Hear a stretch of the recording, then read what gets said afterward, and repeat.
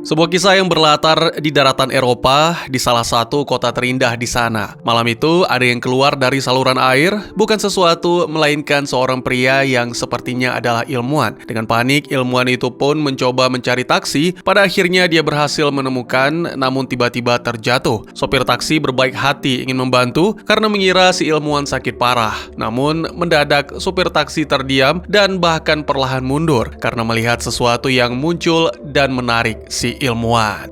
Dan ya, apa yang sebenarnya terjadi? Selamat datang dan selamat berjumpa kembali bersama saya Teguh Gusto. Bagaimanapun kabar dan dimanapun berada, tidak semua pengorbanan mendapatkan balasan. Tapi setiap pengorbanan yang tulus akan selalu bermakna. Seperti biasa, saya akan bercerita yang tentu saja tentang sebuah film. Dan kali ini berjudul An American Werewolf in Paris, rilis sekitar 28 tahun yang lalu, disutradarai oleh Anthony Weller, serta dibintangi oleh para aktor yang tentunya tidak asing pada zamannya. Baik, tidak usah berlama-lama, segera siapkan kopinya dan mari kita lanjutkan cerita. Adegan berpindah menampilkan suatu hari yang cerah. Ada 3 anak muda Amerika, Andy, Brad, dan Chris, yang sedang berlibur berkeliling Eropa. Mereka bertiga suka hal-hal ekstrim dan saling mengumpulkan poin. Setiap kali berhasil menyelesaikan tantangan-tantangan unik, konyol, dan berbahaya. Ketika seorang wanita Perancis lewat, Chris menantang Andy untuk berkenalan. Tapi Andy menolak, mengaku wanita itu bukan tipenya. Kedua temannya segera tertawa, tahu itu hanya alasan karena keculungan Andy sudah tidak perlu diragukan lagi. Demi meningkatkan derajat dan menyelamatkan harga diri, Andy bertekad akan melakukan sesuatu yang jauh lebih berani hingga membuat 2 rekan iri. Beberapa waktu kemudian, tibalah para anak muda itu di Paris. Mereka segera menuju puncak Menara Eiffel, di mana Andy mulai menghitung sesuatu di buku catatannya. Saat dia mengeluarkan tali panjang dari tas, kedua teman Brad dan Chris mulai khawatir. Brad bahkan minta maaf atas candaan sebelumnya di kereta, mengatakan bahwa Andy tidak perlu membuktikan apapun. Andy tetap bersikeras, mengatakan diri telah bertekad. Tiba-tiba mereka mendengar seseorang mendekat dan langsung bersembunyi. Ternyata yang datang adalah seorang gadis cantik. Setelah membaca selembar catatan, gadis itu pun menangis dan bersiap-siap melompat. Melihat hal ini, segera Andy keluar dari persembunyian untuk mencoba menghentikan. Namun si gadis cantik tetap melompat, sehingga Andy pun ikut melompat, mengandalkan tali yang sudah diikatkan ke kakinya.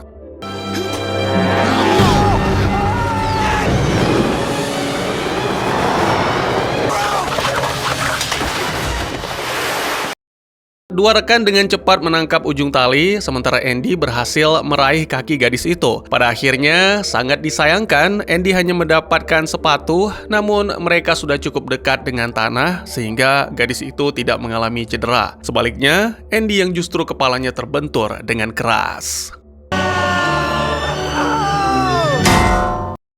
Saat terbangun, Andy mendapati diri berada di rumah sakit. Ternyata Brad menyimpan sepatu si gadis misterius, jadi Andy meminta bantuan untuk mencari catatan yang dibawa si gadis dan mencari tahu siapa dirinya. Dua sahabat pun menyanggupi, meskipun usaha konyol mereka sempat menimbulkan beberapa kesalahpahaman dengan orang Perancis, kecuali seorang dermawan yang mengira mereka pengemis dan melemparkan koin. Kembali ke tokoh utama kita, di rumah sakit, Andy benar-benar terkejut saat melihat si gadis misterius melintas di lorong dengan mengenakan seragam. Segera ia mengejarnya dan bahkan sekilas mendapat senyuman saat Andy mengatakan ingin mengembalikan sepatu. Namun tiba-tiba, seorang petugas tanpa sengaja membuka pintu dengan keras dan kembali menjatuhkan Andy. Si gadis pun menghilang, sementara Andy mengatakan bahwa wanita itu telah mencuri hatinya. Si petugas tidak terlalu mengerti, jadi hanya mengiyakan dan mengaku merasakan hal yang sama. Tak lama berselang, kedua sahabat datang membawa kabar baik. Ya, mereka menemukan catatan yang tertinggal dan yang lebih membahagiakan lagi adalah pada catatan itu juga terdapat nama bahkan alamat si gadis yang bernama Serafin Pigot. Segera setelah benar-benar pulih, Andy memberanikan diri datang ke alamat Serafin. Gadis itu ternyata ada di rumah dan kebetulan mengenakan pakaian seragam. Andy memperhatikan ada darah di tangan gadis itu dan Serafin segera mengambil sepatunya kembali, mengucapkan terima kasih singkat, lalu memohon maaf serta meminta Andy dan teman-teman segera pergi. Sikap yang kejam, tapi Chris dan Brad meminta melupakan dan segera mengajak Andy pergi. Tapi Andy malah merasa khawatir, mengira Serafin mungkin akan berusaha mengakhiri segalanya, sehingga dengan panik menekan bel. Akhirnya Serafin membuka pintu, dan agar Andy serta teman-teman mau pergi, gadis itu berjanji akan bertemu besok di jam dan tempat yang telah ditentukan. Keesokan harinya, Serafin benar-benar datang dengan sepeda, sementara Andy bersiap-siap sambil mendengarkan wejangan sakti dari teman-teman, serta mendapat alat kontrasepsi. Saat mereka pergi ke sebuah kafe, semuanya mulai berantakan karena Andy benar-benar gugup. Serafin curiga Andy memasang harapan yang terlalu tinggi untuk pertemuan ini. Okay. Ketika Serafin kehilangan kesabaran, Andy jujur mengakui bahwa dia sangat gugup karena benar-benar suka dan hal ini jarang sekali terjadi. Andy juga mengaku khawatir dengan keselamatan Serafin dan terus memikirkan wajah sedihnya di malam itu. Wanita mana yang tidak tersentuh dengan kata-kata seperti itu, kecuali diucapkan oleh laki-laki not good looking. Namun kemudian, setelah mengaku tersentuh, Serafin berbicara dengan nada misterius, tak ada yang bisa menolongnya. Di saat yang sama, seorang pria berbadan gempal mulai mengusik, menganggap Andy telah bertindak tidak sopan, karena sebelumnya membuat balon dengan permen karet dalam tanda kutip. Serafin minta pria itu berhenti, tapi pria tersebut malah menanduk kepala Andy. Akhirnya Serafin terpaksa bertindak, mendorong si pengganggu hingga terpental jauh ke seberang ruangan. Tersadar, Serafin menjadi gugup dan kabur dari kafe. Andy menyusul, mengungkapkan bahwa diri kagum dengan segala hal tentang Serafin. Sampai wajah mereka pun semakin mendekat dan terus mendekat dan nope. Ente jangan terlalu berharap karena Serafin meminta Andy berhenti mengikuti demi kebaikan Andy sendiri. Tentu saja Andy merasa patah hati, tapi teman-temannya meyakinkan bahwa ini hanya trik agar Andy makin penasaran. Entah mana yang benar, tapi pada intinya Andy tetap khawatir dengan kondisi mental Serafin, apalagi gadis itu pernah mengaku yatim piatu dan merasa bersalah atas kematian orang tuanya. Akhirnya, tiga sahabat sepakat kembali mengunjungi rumah Serafin, namun kali ini yang menyambut adalah seorang pria bernama Cloud. Dia mengatakan Serafin tidak ada di rumah, namun mengaku menyukai orang Amerika dan mengundang mereka masuk. Andy menolak dan dengan terang-terangan bertanya hubungan Cloud dengan Serafin. Dengan santai, Cloud mengatakan bahwa diri adalah penjaga Serafin, lalu Cloud kemudian memberikan selebaran undangan pesta, meyakinkan bahwa Serafin akan hadir di sana. Tak bisa menahan diri, Andy mengajak kedua temannya ke pesta itu. Beberapa malam kemudian, sesampainya di lokasi, security tampak mengizinkan siapa saja masuk, termasuk para tunawisma, tapi melarang kelompok jagoan kita setelah tahu mereka turis Amerika. Baru setelah Andy menyebut nama Cloud, mereka diizinkan masuk. Suasana di acara itu terasa aneh, hampir tak ada wanita apalagi Serafin. Chris kemudian menawarkan diri untuk memeriksa rumah Serafin, sementara Andy dan Brad diminta menunggu. Beberapa waktu kemudian, Chris tiba di rumah Serafin. Tidak ada yang membuka pintu saat diketuk, tapi Chris melihat cahaya dari bagian lain rumah. Ia memutuskan menyelidiki dan betapa terkejutnya Chris ketika melihat Serafin dikurung dalam sel. Chris mendobrak jendela untuk masuk dan mencoba membebaskan gadis itu. Anehnya, Serafin tak ingin dibebaskan dan bersikeras mengusir Chris, sampai Chris menyebutkan bahwa Andy ada di pesta, serta memberikan selebaran undangan. Serafin pun panik, meminta Chris mengambil kunci sel yang tergantung di dinding. Meski telah dikatakan bahwa Andy dalam bahaya besar, tapi Chris masih tetap mengoceh, dan akhirnya Serafin terpaksa membuat pemuda itu diam dengan pukulan telak. Beberapa menit kemudian, Chris terbangun dan mendapati diri berada di dalam sel dengan kunci yang sudah dikembalikan ke tempat semula dan sulit dijangkau. Ada satu hal yang menarik dan membuat penasaran di ruangan itu, dan sejak tadi mengeluarkan suara-suara aneh. Chris pun mencoba berteriak minta tolong, namun tak ada yang menjawab. Sementara itu, Serafin sampai di pesta. Security yang tampak takut langsung mengizinkan gadis itu masuk meski tanpa izin Cloud. Di dalam, Serafin segera menarik Andy dan memperingatkan bahwa mereka harus segera pergi. Seorang pria bernama Jack mencoba menghadang, namun Serafin berkata bahwa Andy adalah miliknya dan menuju ke lorong bawah tanah.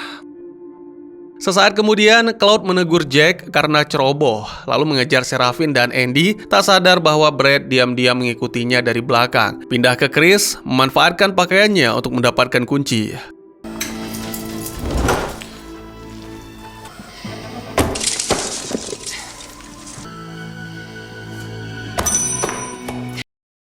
Kembali ke Andy dan Seraphine yang masih berusaha melarikan diri dari Cloud hingga mereka tiba di sebuah dinding dengan lubang menyeramkan yang harus dimasuki Andy sendirian. Saat perpisahan, Andy merasakan jemari Seraphine yang kian tajam di punggungnya dan terasa lebih seperti cakar. Kepanikan semakin menjadi, Seraphine mendorong Andy masuk ke dalam lubang itu sambil berteriak menyuruhnya pergi. Andy masih mengira Cloud adalah bahaya utamanya sehingga enggan meninggalkan Seraphine. Bahkan saat suara Seraphine mulai berubah, Andy tetap bertahan, sampai akhirnya Seraphine kehilangan kesabaran dan mulai melemparkan batu. Entah karena lugu atau dungu atau dimabuk cinta sampai ke tingkat terlalu, anak muda ini sulit sadar.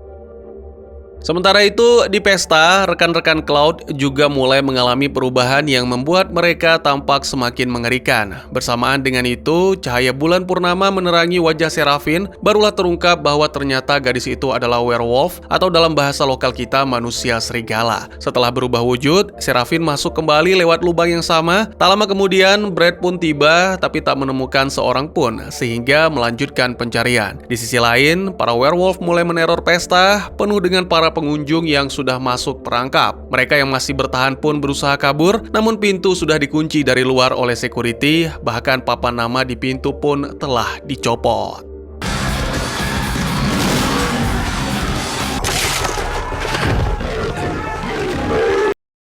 Setelah berhasil meloloskan diri dari sel, Chris mendengar suara erangan kesakitan dari balik tirai. Saat ia membukanya, terlihat sesosok werewolf mengerikan tanpa kaki yang terbaring di atas ranjang operasi namun tetap berusaha mengejar. Makhluk itu luar biasa kuat hingga mampu menarik seluruh ranjang beserta peralatan medis. Chris menggunakan alat apapun untuk membuka pintu terdekat, namun sialnya itu adalah pintu lemari. Tak ada cara lain, karena monster semakin mendekat, Chris pun melompat, melewati ranjang dan kabur lewat jendela.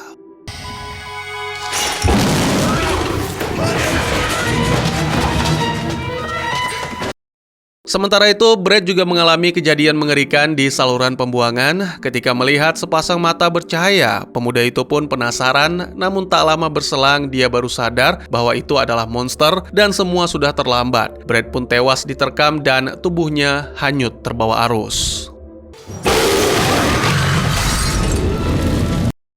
Masih digorong-gorong, kini giliran Andy yang bertemu dengan makhluk buas. Ia segera kabur dan sempat menutup sebuah pintu jeruji, namun terjangan makhluk itu begitu kuat hingga mudah merobohkan seluruh pagar. Andy masih berusaha melawan menggunakan batang besi sebagai senjata. Andy pun kemudian kabur lewat saluran pipa besar, namun sayang kakinya tergigit.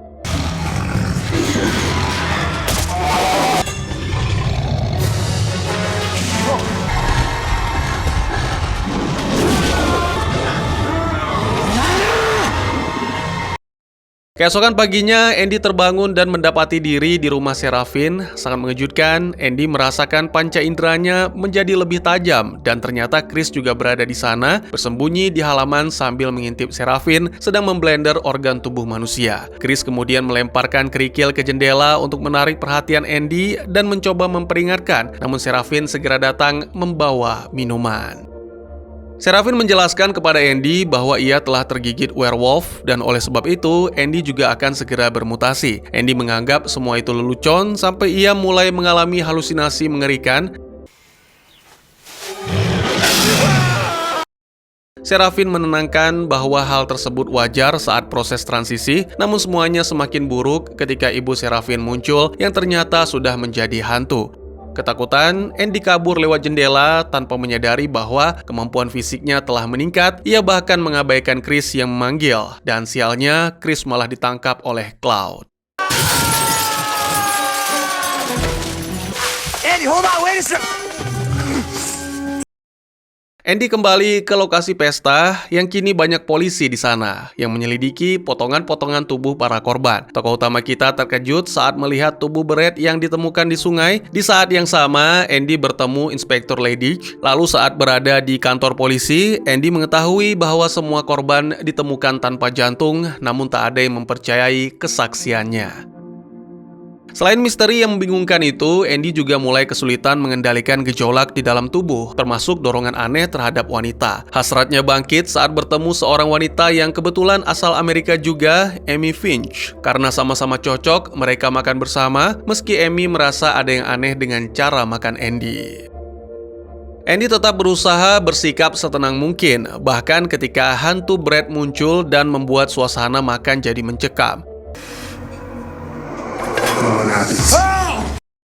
Andy pun kabur ke toilet tanpa menyadari ada seorang detektif yang sejak tadi memata-matai. Brad lagi-lagi menghampiri dan berusaha keras membenarkan apa yang dikatakan Serafin serta menjelaskan tentang diri yang terjebak di dunia sampai werewolf yang membunuhnya dihabisi. Namun di atas semua itu, yang terpenting adalah Andy harus menjauh dari Amy dan mengurung diri sebelum bulan purnama muncul. Sayangnya Andy hanya mengabaikan dan malah mengajak Amy jalan-jalan ke kuburan. Mungkin bagi teman-teman, anak muda zaman sekarang menganggap ini aneh, tapi memang beginilah era 90-an. Kuburan menjadi lokasi yang seru untuk memadu kasih. Sementara itu, detektif terus mengikuti, ditemani anjing kesayangan. Andy pun pergi meninggalkan Amy tepat saat merasakan efek bulan purnama dan menceburkan diri ke kolam untuk mendinginkan tubuh. Bukannya kabur, tapi Amy malah mencari, berharap Andy kembali. Dan iya, Andy memang kembali, tapi bukan dalam wujud manusia lagi. Mulai dari kejar-kejaran sampai main kucing-kucingan. Akhirnya Amy tertangkap dan dimangsa. Setelah itu Andy juga menyerang detektif berikut anjing kesayangan sekalian.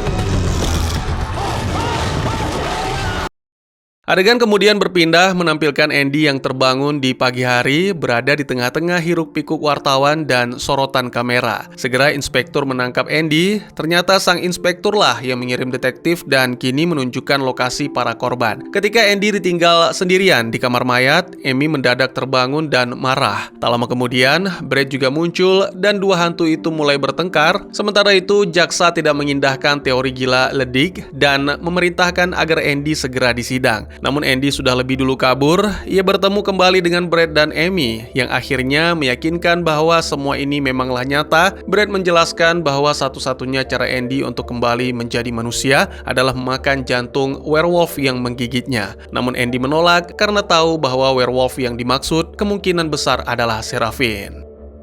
Tiba-tiba kelompok Cloud muncul dan menyeret Andy ke sebuah gereja tua. Setibanya di sana, tepatnya di ruang bawah tanah, Cloud menjelaskan bahwa kelompok atau klannya terdiri dari werewolf terpilih untuk menciptakan ras unggul. Jadi ya, secara tidak langsung kelompok Cloud memiliki misi untuk mengubah dunia, mengganti manusia yang dianggap sebagai makhluk kuno dengan werewolf yang dianggap sebagai makhluk modern yang kuat dan lebih sehat serta memiliki usia yang lebih panjang. Perubahan Andy sebenarnya kecelakaan, namun ia masih bisa bergabung jika mampu membuktikan dirinya layak. Cloud membawa tokoh utama kita ke sel tempat Chris dikurung, lalu memerintahkan Andy untuk mencabut jantung temannya itu. Tentu saja Andy menolak, sehingga Cloud memperingatkan bahwa nyawa Andy sendiri yang akan menjadi taruhan. Namun Andy tetap teguh, ia bahkan melancarkan serangan mendadak kepada Cloud, lalu memanfaatkan refleks barunya untuk melarikan diri. Namun karena semuanya juga werewolf, Andy dengan cepat terkepung sampai suara Serafin memanggil.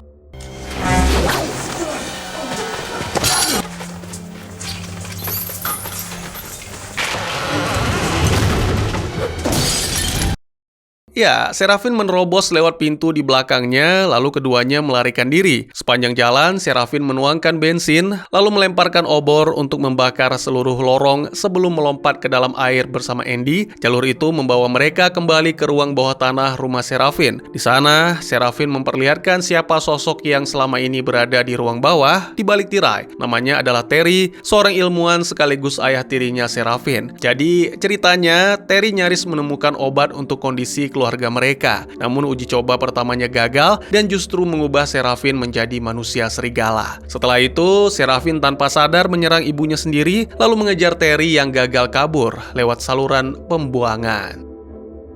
Ketika sadar, Serafin merasa sangat bersalah hingga ia naik ke puncak menara untuk mengakhiri segalanya. Disitulah ia pertama kali bertemu Andy. Tak lama kemudian, kelompok Cloud datang memeriksa apakah para buronan bersembunyi di sana. Andy kabur ke lantai atas, sementara Serafin mencoba menahan Cloud, namun anggota lainnya tetap mengejar. Yang lebih parah lagi, Amy muncul kembali dalam keadaan masih sangat kesal, sehingga memutuskan membantu para werewolf menemukan Andy. Untungnya, tubuh Amy yang mulai membusuk membuatnya bahkan tidak bisa bersiul. Kelompok werewolf baru bisa menemukan setelah Andy berhasil mencuri sebuah mobil. Namun tak lama setelah itu, Andy hilang kendali dan memicu serangkaian tabrakan beruntun yang membuat banyak pengemudi marah. Akhirnya, dikejar oleh dua kelompok sekaligus, Andy menumpang di bagian belakang bus untuk kembali ke ruang bawah tanah. Kembali ke rumah Serafin, Andy menemukan sang pujaan hati yang putus asa setelah usahanya gagal menghidupkan kembali sang ayah tiri karena laboratorium dihancurkan oleh kelompok Cloud. Lebih buruk lagi, mereka juga mencuri cairan yang bisa memicu perubahan wujud secara instan dan hanya meninggalkan selebaran undangan untuk pesta berikutnya. Meski tahu itu jebakan, Andy nekat menyusup ke pesta dan mematikan musik, memperingatkan semua orang bahwa mereka dalam bahaya. Namun Inspektur Ledik yang ternyata juga ada di pesta itu segera menurunkan dan menangkap Andy di tengah sorak-sorai penonton yang menganggap peringatannya sebagai lelucon. Sementara itu di luar, Serafin melihat security sudah memblokir pintu keluar. Polisi baru sadar mereka terkunci saat pertunjukan dimulai. Cloud dan anak buahnya naik ke panggung mengenakan jubah hitam seperti biarawan, lalu menampilkan salib tempat Chris diikat. Melihat itu, Andy merebut pistol polisi dan menembaki para werewolf, namun segera dilumpuhkan. Ledik memerintahkan semua orang ditangkap tanpa menyadari para biarawan palsu menyuntikkan cairan ke tubuh mereka.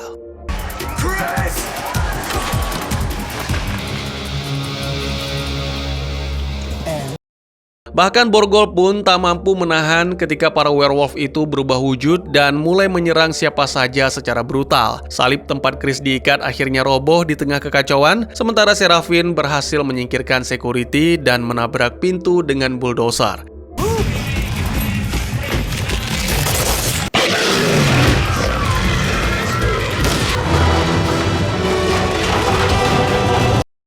Mobil-mobil patroli berdatangan bersama sang jaksa. Pemandangan di gereja kosong itu sungguh aneh saat Chris muncul masih terikat di salib, berlari menyelamatkan diri semampunya. Bersama dengan itu, jaksa yang kesal dengan keyakinan tahayul polisi langsung memerintahkan semua orang masuk ke dalam. Andy mendapatkan senjata lain dan menembak salah satu werewolf, lalu memperingatkan Serafin bahwa Cloud berhasil kabur. Beberapa werewolf berhasil dilumpuhkan, termasuk yang memangsa Brad. Sesuai dengan yang dijelaskan, ini membuat hantu Brad akhirnya terbebas dari jeratan dunia manusia. Sementara Andy dan Serafin melarikan diri ke ruang bawah tanah dan berpencar, Ledik berhadapan langsung dengan werewolf dan ketakutan hingga terjatuh ke lorong rahasia. Sedangkan jaksa tak seberuntung itu, ia bersama asistennya dimangsa. Jeritan mereka membuat Serafin datang dan menghabisi salah satu werewolf. Namun sangat disayangkan, amunisi pistolnya habis, padahal itu saat-saat yang sangat krusial.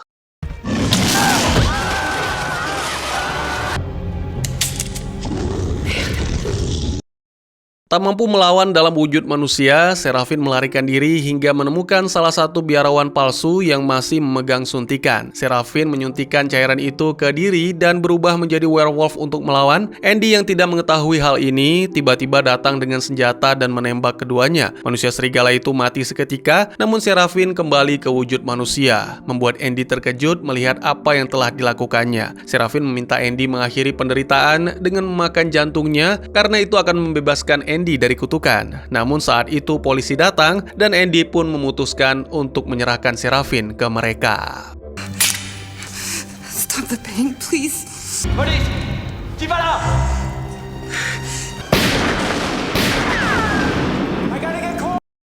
Kini tinggal Cloud yang harus disingkirkan. Ketika mencari, Andy terpleset dan jatuh ke rel bawah tanah. Dan di saat yang sama, kereta datang dari kejauhan. Cloud juga muncul dan mendekat. Andy melompat tepat saat nyaris tertabrak, sehingga kereta menabrak Cloud yang sudah berubah wujud. Para penumpang ketakutan dan masinis yang penasaran mengintip keluar jendela sehingga langsung diserang oleh makhluk buas itu. Monster itu langsung menerobos ke gerbong berikutnya, membuat semua orang panik. Beruntung, efek obatnya mulai habis dan Cloud pun kembali ke wujud manusia. Saat mencoba menyiapkan suntikan baru, Andy masuk melalui jendela dan menendang jarum suntik itu hingga terlempar. Mereka berdua bergular hebat. Di saat yang sama, Andy melihat bekas luka di dada Cloud, bekas luka akibat serangan besi pagar pada malam Andy mendapat gigitan werewolf. Jadi Andy pun menyadari bahwa selama ini bukan Seraphine yang menyerang di malam itu. Lalu ketika berusaha merebut kembali suntikan, Cloud tidak sengaja membuat Andy tersuntik. Setelah menyadari kecerobohannya, Cloud mencoba kabur, namun gagal. Andy berubah menjadi werewolf dan menerkam Cloud serta memakan jantungnya.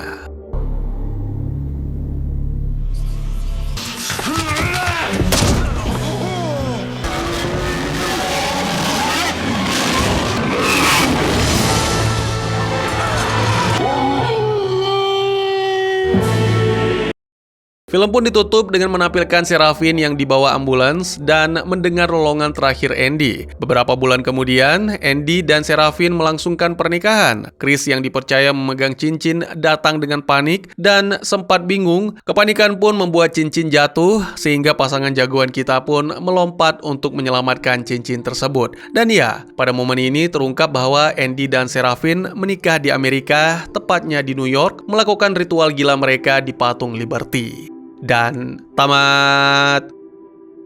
Film ini hadir di penghujung era 90-an, cukup sering ditayangkan di layar kaca, tentunya sebelum sinetron-sinetron merajalela. Kala itu, film horor mulai bereksperimen mencampurkan berbagai elemen genre sebagai semacam penerus spiritual dari film legendaris An American Werewolf in London. Film ini mencoba menghidupkan kembali dunia manusia serigala, kali ini dengan latar eksotis kota Paris yang romantis sekaligus misterius. Bagi sebagian penonton yang tumbuh di era VHS, film ini menghadirkan nuansa nostalgia tersendiri. Suasana Paris tahun 90-an, musik latar alternatif yang kental dengan gaya era itu, hingga gaya berbusana karakter-karakternya, membawa kembali kenangan pada masa ketika film horor tidak selalu gelap dan serius, melainkan sering dibumbui humor, romansa, dan aksi petualangan. Meskipun dari sisi visual, efek CGI transformasi serigalanya kini terasa usang dan kurang mulus, di masanya teknologi itu sempat jadi daya tarik tersendiri. Banyak penggemar horor kala itu tetap menikmati sensasi barunya, meski kesan magis dan suram khas film pertamanya tidak sepenuhnya berhasil dihadirkan kembali. Cerita ini mengajarkan bahwa cinta, pengorbanan, dan pilihan moral memainkan peran penting ketika seseorang menghadapi nasib yang tidak diinginkan. Andy, yang awalnya hanyalah seorang turis pencari tantangan di Paris, secara tak terduga terseret ke dalam dunia manusia serigala yang penuh dengan bahaya, intrik, dan rahasia kelam. Meskipun dirinya terlibat dalam situasi yang mengancam hidup, Andy tetap berusaha mempertahankan prinsip-prinsip kebaikan dan tidak mudah tergoda oleh kekuatan gelap. Dalam perjalanan ceritanya, tampak jelas bahwa cinta dapat tumbuh dalam kondisi yang paling tidak terduga. Pertemuannya dengan Seraphine, yang berawal dari insiden tragis di Menara Eiffel, justru menumbuhkan rasa cinta yang kuat, sehingga keduanya rela saling berkorban demi menyelamatkan satu sama lain. Seraphine, meski memikul rasa bersalah atas apa yang terjadi pada keluarganya, tetap berusaha melindungi Andy dari bahaya yang lebih besar. Di sisi lain, Andy yang sudah jatuh hati, tetap setia berjuang mendampingi Seraphine, sekalipun dirinya beresiko kehilangan kemanusiaannya. Dari semua peristiwa yang dialami oleh Andy, dapat disimpulkan bahwa hidup kerap kali membawa kita pada situasi yang tidak pernah kita duga sebelumnya. Akan tetapi, dengan keberanian, cinta, dan keteguhan hati, kita dapat melalui berbagai ujian hidup yang paling gelap sekalipun. Perubahan besar dalam hidup memang terkadang tak terhindarkan, namun setiap kita dapat merespons perubahan tersebutlah yang menentukan siapa diri kita sebenarnya. Pada akhirnya, kebenaran kadang baru terungkap setelah kita melewati banyak rintangan, sebagaimana Andy baru mengetahui siapa sebenarnya yang menggigit setelah menghadapi serangkaian peristiwa penuh ketegangan. Dan pada akhirnya, film ini mungkin tidak se-ikonik pendahulunya ya, namun tetap menjadi bagian dari koleksi film horor era 90-an yang cukup menghibur, terutama bagi mereka yang ingin sejenak kembali ke suasana tontonan masa remaja, di mana horor bisa terasa seru, ringan, dan penuh kenangan. Bagaimana menurut kalian? Punya kenangan tersendiri tentang film ini? Mungkin segitu saja teman-teman, terima kasih buat yang sudah menyaksikan. Silahkan memberikan komentar, bertanya, ataupun merequest kira-kira film apa yang menarik untuk dibahas, bisa lewat kolom komentar, atau buat yang malu-malu bisa via DM ke Instagram saya di @tekugusto. Insya Allah pasti akan dibaca. Mari kita jadikan kolom komentar sebagai sarana penambah wawasan dan menciptakan jalinan persaudaraan, bukan malah menjadikannya sebagai tempat pembulian sehingga menciptakan permusuhan. Jangan lupa untuk dukung terus channel ini dengan cara share, like, dan subscribe, karena dukungan dari kalian sangat berharga bagi saya demi perkembangan channel ini. Saya Gusto, sampai jumpa di video selanjutnya. Tetap semangat, tetap bersyukur setiap hari. Dadah!